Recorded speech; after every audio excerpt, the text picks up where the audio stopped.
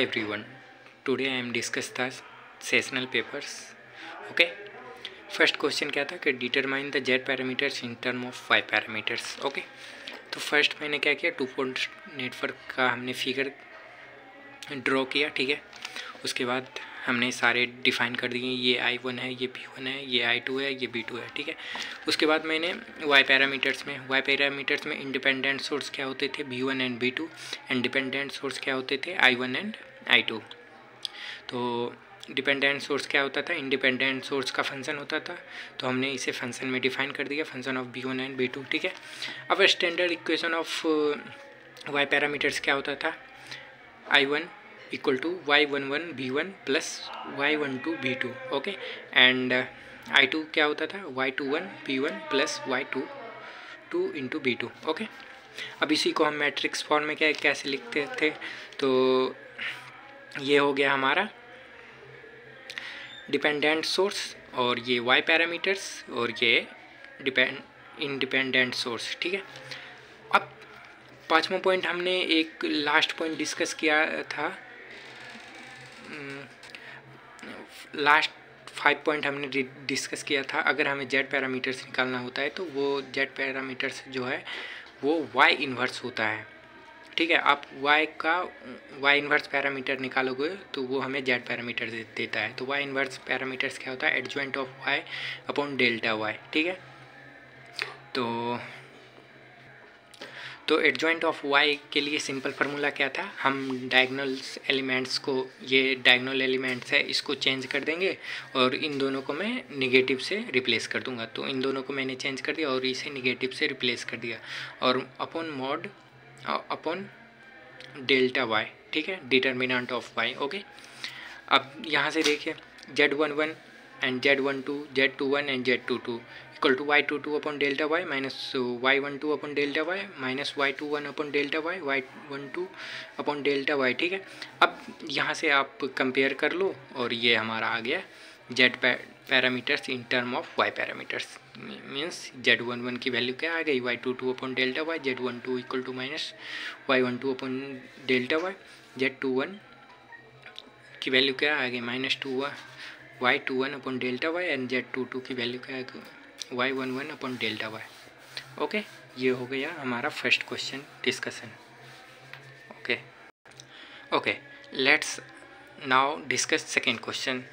Find the Z parameters to the given networks as shown in figure. Okay, ये figure मुझे दे रखा था 5 और 4 का. तो हमने क्या किया, इसमें कह रहा मुझे जेड पैरामीटर्स निकालने हैं. तो जेड पैरामीटर्स के निकालने के लिए सबसे पहले मुझे टू पोर्ट नेटवर्क का सर्किट ड्रॉ करना होगा. टू पोर्ट नेटवर्क के इनपुट पोर्ट्स में क्या होते थे, I1 और B1, और आउटपुट पोर्ट्स में B2 और I2. ओके, सिंपल हमने क्या किया, इस I1 को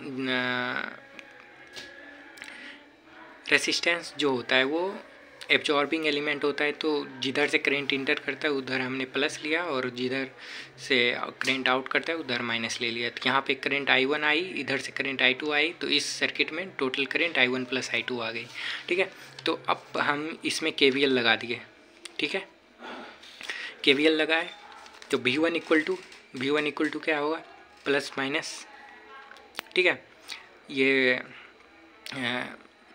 resistance into current, 5 into I1 plus 4 में 2 करेंट आ रही है, I1 प्लस I2, तो 4I1 प्लस 4I2. ओके, तो V1 कितना आ गया, 9I1 plus 4I2. Okay, and B2 equal to क्या आ गया हमारे पास, 5I2 plus 4,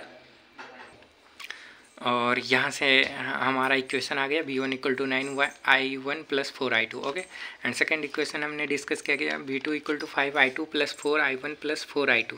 okay, and B2 यहाँ से जब B2 का इक्वेशन निकालेंगे तो 5I2 plus 4I1 plus I2. ठीक है, यहाँ से B2 के इक्वेशन आ गया 4I1 प्लस 9I2. ओके, अब जेड पैरामीटर्स का इक्वेशन लिखेंगे. क्या होता है जेड पैरामीटर्स का इक्वेशन, V1 इक्वल टू होता है Z11 plus I1 plus I2. ठीक है, Z12 plus I2. Okay, V2 equal to Z21 I1 plus Z22 I2. Okay, कैसे लिखते हैं जेड पैरामीटर्स का इक्वेशन, इंडिपेंडेंट सोर्स को हम इधर लिखते हैं और इंडिपेंडेंट सोर्स का फंक्शन होता है. ठीक है, जेड पैरामीटर्स. तो जेड पैरामीटर्स को हमने सिंपली मैट्रिक्स फॉर्म में ऐसे लिखते हैं Z11 Z12 Z21 Z22। अब इसको एक दूसरे से कंपेयर करके वैल्यू निकाल सकते हैं। जैसे देखो ये I1 V1 को V1 से कंपेयर करोगे तो Z11 की वैल्यू 9 आई, ऐसे ही Z12 की वैल्यू 4 आई फर्स्ट इक्वेशन से, और Z21 की वैल्यू 4 आई, और यहाँ से 9 आई Z22 की वैल्यू। ओके, ये हो गया हमारा question number 2 discussion. Let's move next question. Next question is drive the reciprocity of hybrid parameter. Hybrid parameters के लिए रेसिप्रोकल निकालना है। तो सिंपल क्या करेंगे, हम टू पोर्ट नेटवर्क की सबसे पहले, सॉरी फॉर डिस्टर्बेंस, ये टू पोर्ट नेटवर्क है। सिंपली हमने, sorry for disturbance, but this is two port network figure. Okay, एक इस side two port network figure हमने ड्रॉ किया और दूसरी साइड, ठीक है। और इसमें हमने क्या किया, V1 को प्लस माइनस VS वोल्ट से हमने ऐड कर दिया इसके इनपुट पोर्ट को, ठीक है, और आउटपुट पोर्ट को हमने शॉर्ट सर्किट कर दिया, ठीक है। और दूसरे वाले फिगर में हमने क्या किया, इनपुट पोर्ट को शॉर्ट सर्किट कर दिया और आउटपुट पोर्ट को VS से जोड़ दिया। तो इसका मतलब क्या हुआ, VS upon I2 dash equal to VS upon I1 dash होता है, ठीक है। हम जेड पैरामीटर से इसे देखते हैं, ठीक है। तो आइए अब हम नेक्स्ट में क्या, एच पैरामीटर्स। सबसे पहले हमें हाइब्रिड पैरामीटर्स बोल रहा था, हम सबसे पहले हाइब्रिड पैरामीटर्स का इक्वेशन लिखेंगे। तो एच पैरामीटर्स के लिए इक्वेशन क्या होती है, कैसे लिखते हैं इक्वेशन, डिपेंडेंट सोर्स को इधर, और डिपेंडेंट सोर्स क्या होता है, इंडिपेंडेंट सोर्स का फंक्शन होता है। तो I1 V2 इंडिपेंडेंट सोर्स हो गए, तो I1 V2 और फिर H parameter H11 H12 H21 H22, ठीक है। ये एच पैरामीटर्स इक्वेशन हमने लिख दिया। और अब क्या करना है, अब गौर से देखिए, अब मुझे इस फिगर पे मूव करना है, ठीक है। ये फिगर पे मूव करेंगे तो गौर से देखिए, तो V1 जो है VS के बराबर होगा, क्योंकि यही वोल्टेज इसके बराबर होगी। तो वो यही मैंने लिखा है कि V1 equal to VS। And V2, जब कोई तार जो है वो शॉर्ट सर्किट होती है तो इसका मतलब उसकी वैल्यू V2 की वैल्यू 0 है। तो इस फिगर में V2 की वैल्यू 0 है। एंड I2 की वैल्यू कितना है, तो I2 equal to minus of I2 dash. Okay, तो ये हो गई I2 की value minus of I2 dash. And VS equal to क्या हो गया हमारे पास, VS इक्वल टू क्या हो गया हमारे पास, क्योंकि V1 इक्वल टू VS है तो यहाँ पे हम VS चिपका सकते हैं, ठीक है। तो VS इक्वल टू क्या हो गया, H11 plus H11 into I1 plus H12 into V2, ठीक है। और V2 की वैल्यू क्या है, 0 है, तो V2 की वैल्यू हमने 0 कर दी, पुट कर दिया, तो ये टर्म हमारी गायब हो गई। तो VS इक्वल टू क्या हो गया, H11 I1। Okay, and I1 equal to क्या हो गया, VS अपॉन H11। ओके, ये हमारी I1 की वैल्यू आ गई, ठीक है। और नेक्स्ट हमने मूव किया, I2 हमारा क्या था, I2 हमारा माइनस ऑफ I2 डैश था, तो हमने I2 की जगह माइनस ऑफ I2 डैश हमने पुट कर दिया। उसके बाद हमने क्या किया है, H21 I1 प्लस H22 और V2 डैश, यही इक्वेशन यहाँ पे लिखा हुआ। और फिर से यहाँ देखिए V2 की वैल्यू 0 है, तो V2 की वैल्यू हमने 0 पुट किया, तो ये V2 की वैल्यू जब 0 पुट हुई तो ये टर्म हमारा 0 हो गया।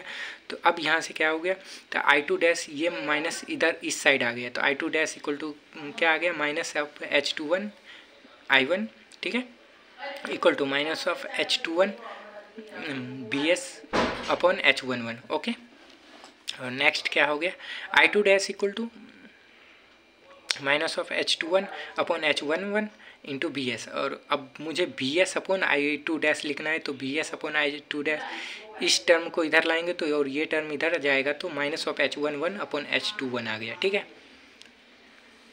क्योंकि मुझे BS अपॉन I2 डैश की वैल्यू निकालनी है। तो BS अपॉन I2 डैश की वैल्यू हमारी ये आ गई, ठीक है, इस इक्वेशन से, फर्स्ट वाले फिगर से, ठीक है, फर्स्ट वाले फिगर से ये आ गया। अब सेकेंड फिगर से हम कितने क्या किया, सेकेंड फिगर से देखा तो कंसीडर किया V2 जो है BS के बराबर है, और V1 क्या है, V1 जो है 0 है, ठीक है, क्योंकि V1 शॉर्ट सर्किट हमने किया है तो V1 0 हो गई, ठीक है। तो अब हमने क्या किया, I1 equal to minus of I1 dash. Okay, अब यहाँ पे V1 0 है तो V1 की वैल्यू पुट करके 0 हम कर V1 इक्वल टू हमने क्या किया 0 कर दिया, ठीक है। तो यहाँ पे क्या हो गया, इस इक्वेशन में V1 को हमने 0 पुट कर दिया तो H11 I1 plus H12 V2, ठीक है, ये 0 के बराबर हो गया। तो यहाँ से हमने I1 की वैल्यू पुट किया, सॉरी I1 की वैल्यू यहाँ से हमने निकाला तो ये 0 के इस साइड आएगा तो माइनस में रिप्लेस हो जाएगा तो H12 upon H11 VS, okay. और हमने नेक्स्ट टर्म में क्या किया, तो I1 की जो वैल्यू है यहाँ से माइनस ऑफ I1 डैश है तो माइनस ऑफ I1 डैश से हमने इसे रिप्लेस कर दिया, तो ये भी माइनस ये भी माइनस, ठीक है, तो माइनस माइनस कट गया, ठीक है। तो यहाँ से फिर BS अपॉन I1S का वैल्यू निकालना है, ठीक है। तो BS अपॉन I1S का वैल्यू क्या हुआ है H11 अपॉन H12, ओके। ये आ गई हमारी सेकेंड फिगर से, ठीक है। सेकेंड, अब इसको हम दोनों को इक्वेट करेंगे क्योंकि दोनों वैल्यू इक्वल है तो दोनों H11 upon H11 minus of H21, okay, equal to H11 ये वैल्यू और ये वैल्यू को दोनों को हमने इक्वेट किया तो यहाँ से ऊपर वाली टर्म कट गई तो H12 जो है माइनस ऑफ H21 आया। और हमने हाइब्रिड पैरामीटर जब पढ़ा था तो वहाँ भी हमने डिस्कस किया था कि रिसिप्रोकल जो होती है वैल्यू हाइब्रिड पैरामीटर में H12 जो होता है माइनस ऑफ H21 के बराबर होता है, ओके। ये हो गया हमारा क्वेश्चन नंबर 3। और नेक्स्ट क्वेश्चन हमारा है determine the transmission parameters. Transmission parameters निकालने के लिए हमें सिंपली क्या करना पड़ेगा, सेम जैसे हमने जेड पैरामीटर्स निकाला था वैसे ही मुझे ट्रांसमिशन पैरामीटर्स निकालना होगा। तो इसमें हमने केवीएल लगाया, केवीएल लगा के हमने इक्वेशन लिख दी V1 equal to 5I1 plus 4I2 plus 4I1, okay. तो यहाँ से V1 इक्वल टू क्या आ गया 9I1 plus 4I2। Similarly V2 की भी वैल्यू निकालेंगे, I already discuss in Z parameters so directly I move. तो V2 equal to 4I1 plus 9I2, okay. तो ये हो गया इक्वेशन इस सर्किट का। अब हमें क्या करना है, हमें कह रहा है ट्रांसमिशन पैरामीटर। तो ट्रांसमिशन पैरामीटर निकालने के लिए हमें टी पैरामीटर्स की इक्वेशन लिखनी पड़ेगी। तो टी पैरामीटर्स की हमने इक्वेशन लिख दिया, ठीक है। तो V1 इक्वल टू क्या होता है AB2 minus BI2, okay. And I1 equal to क्या होता है CB2 माइनस DI2, ओके। क्योंकि ट्रांसमिशन पैरामीटर्स में जो है डिपेंडेंट सोर्स V1 और I1 होते हैं और डिपेंडेंट सोर्स V1 और I1 होते हैं, इंडिपेंडेंट सोर्स V2 और I2 होते हैं, ठीक है। और इसमें हमने क्या डिस्कस कर दिया, यहाँ पे क्योंकि मुझे V2 निकालना है ताकि मैं इससे कंपेयर कर सकूँ, तो V2 की वैल्यू हमने यहाँ पे निकाला। तो V2 इक्वल टू क्या आ गई इस इक्वेशन से, इस इक्वेशन से मैंने V2 की वैल्यू निकाला है यहाँ पे। तो V2 equal to I1 upon C plus D/C I2 आ गया, ठीक है। अब सेकेंड में क्या हो गया, V1 equal to AB2 minus BI2, okay. तो यहाँ पे V1 इक्वल टू A, इसमें V2 की वैल्यू पुट करना है, ठीक है। यहाँ पे तो I1 upon C plus D/C I2 minus B dot I2, okay. अब यहाँ से V1 इक्वल टू क्या आ गया A/C I1 plus A dot D by C dot I2 minus BI2। तो V1 इक्वल टू क्या आ गया A/C I1 plus AD upon C minus B, okay, into I2।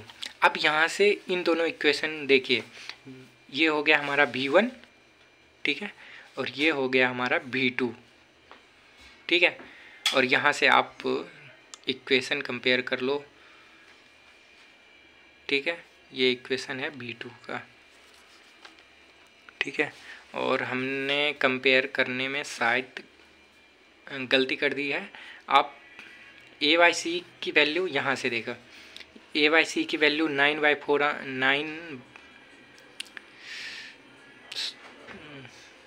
Okay V2 है ना, हाँ वेट हाँ सही है, डोंट वरी।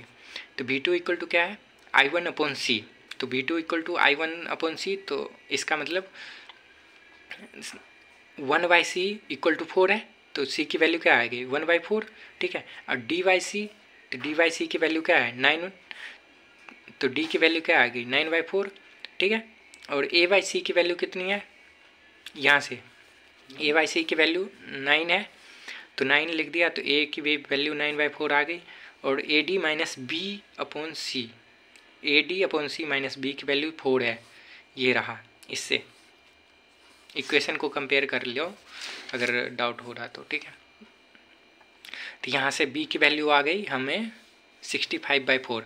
अब क्या कह रहा है, टी पैरामीटर्स निकालने। टी पैरामीटर्स क्या होते हैं ABCD, तो ABCD की वैल्यू पुट कर दो, ये हो गया हमारा T parameters. Thank you for watching में। अगर हमारी वीडियो आपको अच्छी लगती हो तो आप लाइक करें, सब्सक्राइब करें और अपने दोस्तों में शेयर करें। और ये था सेशन पेपर का सेक्शन A का डिस्कशन। सेक्शन B डिस्कशन मैं जस्ट करूँगा थोड़ी देर में। Okay, thank you for watching me.